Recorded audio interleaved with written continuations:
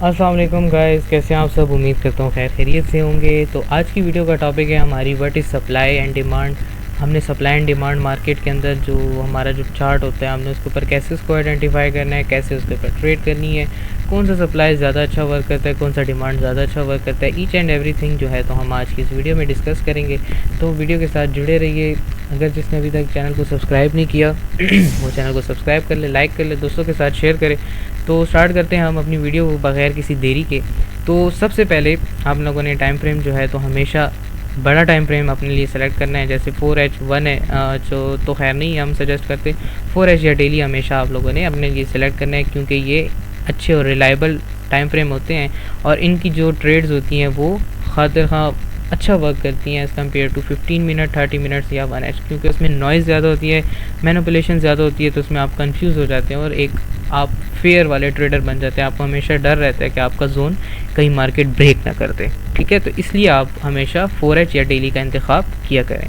अच्छा, अगर हम देखें तो इसमें हम ये आइडेंटिफाई करेंगे अपने इस चार्ट के ऊपर कि कहाँ पे मार्केट के अंदर डिमांड मौजूद है, जहाँ से मार्केट ने पुल बैक लेना है, रिवर्सल लेना है, और कहाँ पे मार्केट के अंदर अच्छी सप्लाई पड़ी है जहाँ से मार्केट ने पुल बैक और रिवर्सल लेना है। तो स्टार्ट करते हैं। सबसे पहले आप लोगों ने अपने चार्ट के ऊपर ये देखना है कि जब भी आपको एक स्ट्रॉन्ग अप साइड की तरफ मूव या एक स्ट्रॉन्ग डाउन साइड की मूव मिले तो आप लोगों ने उसको नोट आउट करना है। नोट आउट से मुराद ये कि अगर हम यहाँ पे देखें तो हमारे पास मार्केट में यहाँ से एक अच्छी स्ट्रॉन्ग अप साइड की तरफ मूव आई है, जिसका मतलब ये है कि इस एरिया के अंदर हमारे पास अच्छी खासी डिमांड मौजूद है, ठीक है।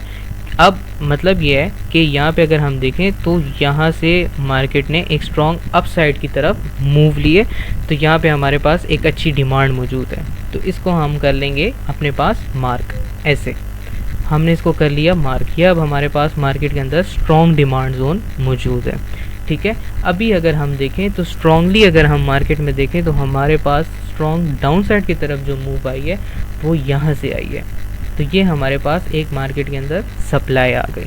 अब डिमांड और सप्लाई के ऊपर वर्क बेसिकली कैसे करना होता है। जब भी आपको आपकी डिमांड के ऊपर मार्केट या सप्लाई के ऊपर मार्केट मिले तो आपने उसके कुछ बिहेवियर्स को नोट करना होता है। उसके बाद आप लोगों ने ट्रेड लेनी होती है। आपने ब्लाइंडली ट्रेड हमेशा कभी नहीं लेनी होती। तो अगर हम यहाँ पे सबसे पहले देखें तो BTC का टाइम फ्रेम, BTC का चार्ट है, सॉरी 4 आवर का टाइम फ्रेम है। सप्लाई हमने मार्क कर दी, एक अच्छी सप्लाई है हमारे पास, एक डाउन साइड की तरफ इसने अच्छी साइड मूव दी है। अब यहाँ पे जब मार्केट कुछ अरसे के बाद मूव देने के बाद कुछ अरसे के बाद मार्केट यहाँ पे आई तो मार्केट ने हमें एक रिजेक्शन कैंडल दी, जिसका मतलब यह है कि यहाँ पे सेलिंग के ऑर्डर्स मौजूद हैं और मार्केट यहाँ से रिवर्स हो सकती है। तो हुआ गया कि मार्केट में यहाँ पे सेलिंग के ऑर्डर्स मौजूद थे और रिजेक्शन कैंडल भी थी, जिसकी बिहाफ पे हमने यहाँ से सेल ली और हमें अच्छा खासा प्रॉफिट हुआ। कैसे प्रॉफिट हुआ कि जब मार्केट यहाँ पे आई तो इसका मतलब यह है कि मार्केट इस वक्त अपने एक सप्लाई जोन में आ चुकी है, जहाँ से सेलर्स इसको डाउन साइड की तरफ पुश करेंगे। अगर हम यहाँ पे देखें ये हमारे पास प्रॉपर जोन है। यहाँ पे मार्केट ने एक रिजेक्शन ली, रिजेक्शन कैंडल देखने के बाद हमने अपनी सेल की ट्रेड्स ओपन की, जो कि यहाँ पे अगर हम देखें तो अच्छा मार्केट में उसने प्ले आउट किया है और हमें एक अच्छा रिवॉर्ड मार्केट के अंदर दिया है। यहाँ पे अगेन मैं आपको समझा देता हूँ। यह हमारे पास एक सप्लाई है, ठीक है। सप्लाई को मार्क कैसे किया जाता है कि जब भी आपको वन साइड स्ट्रॉन्ग मार्केट के अंदर मूवमेंट नज़र आए, वन साइड जैसे कर हम यहाँ पे देखें तो सेल की तरफ अच्छी खासी मूवमेंट आई है, हमने इसको एज अ सप्लाई मार्क कर लिया कि यहाँ पे सेलर्स के जो ऑर्डर्स हैं वो अच्छे खासे मौजूद हैं। तो मार्केट जब दोबारा अगर यहाँ पे आई उसने हमें क्या दी, एक रिजेक्शन कैंडल बनाई, जिसका मतलब यह है कि सेलर्स आर एक्टिव। हमने यहाँ से सेल की पोजीशन ली और इसने हमें अच्छा खासा रिवॉर्ड दिया। अगर हम यहाँ पे SL इसके ऊपर रखते, सप्लाई के ऊपर रखते और हम अपना जो टेक प्रॉफिट है वो नेक्स्ट डिमांड जोन जो हमारे पास मौजूद है, तो वो हम इसको कह सकते हैं ये टेम्परेरी डिमांड जोन है, वो भी क्यों है उसका भी हम आपको रीज़न थोड़ा सा आगे जाके बताते हैं। तो यहाँ पे अगर हम देखें तो मार्केट ने हमें 1/30 का जो है तो रिस्क रिवॉर्ड दिया है। मतलब आप ये कह सकते हैं 1.30 का हमें इसने रिस्क रिवॉर्ड दिया है, जो कि बस एक काइंड ऑफ कह लो एक अच्छा रिस्क रिवॉर्ड है बिगनर ट्रेडर के लिए। ठीक है, हम इसको कट करते हैं। अब हम देखेंगे कि हमने डिमांड इसको वीक डिमांड क्यों कहा है। यहाँ पे अगर हम देखें तो मार्केट ने यहाँ से भी एक स्ट्रॉन्ग अपसाइड की तरफ मूव दी है, लेकिन अगर हम देखें तो यहाँ पे स्टार्टिंग में मार्केट ने बड़ी छोटी छोटी कैंडल्स बनाई और लास्ट में मार्केट ने बड़ी कैंडल्स बनाई। तो इसका मतलब यह है कि जो इसका स्टार्टिंग पॉइंट है वहाँ पे जो बायर्स की स्ट्रेंथ है वो बहुत कम है, तो इसलिए हम इसको लो प्रोबेबिलिटी डिमांड जोन कहेंगे। अगर मार्केट में इसकी जगह पे अगर इस डिमांड जोन में इस तरह की स्टार्टिंग से ही कैंडल्स होती तो फिर हम इसको हाई प्रोबेबिलिटी डिमांड जोन कहते। आई होप कि आपको समझ आ गई होगी कि मैं क्या कहना चाह रहा हूँ। अब उसके बाद अगर हम यहाँ पे देखें तो यहाँ पे आपको परफेक्ट एग्जांपल्स मैं आपको कुछ यहाँ पे आपके चार्ट पे दे देता हूँ कि basically how demands actually work. ठीक है, तो अगर हम यहाँ पे देखें तो एक स्ट्रॉन्ग अप साइड की तरफ हमें मूव नज़र आई है। तो ये एक हमारे पास एक स्ट्रॉन्ग डिमांड जोन है जहाँ से मार्केट एक अच्छा पुल बैक ले सकती है। अगर हम यहाँ पे नोटिस करें मार्केट ने सेम वही काम किया भी है। अगर हम यहाँ देखें तो सबसे पहले ये देखें मार्केट डाउन आ रही थी। ठीक है, मार्केट ने एरिया टैप किया और यहाँ से हमें एक अच्छा छोटा सा पुल बैक दिया। रीज़न मार्केट ने इस डिमांड जोन को इतनी रिस्पेक्ट नहीं दी और नीचे वाले डिमांड जोन को मार्केट ने अच्छी खासी रिस्पेक्ट क्यों दी।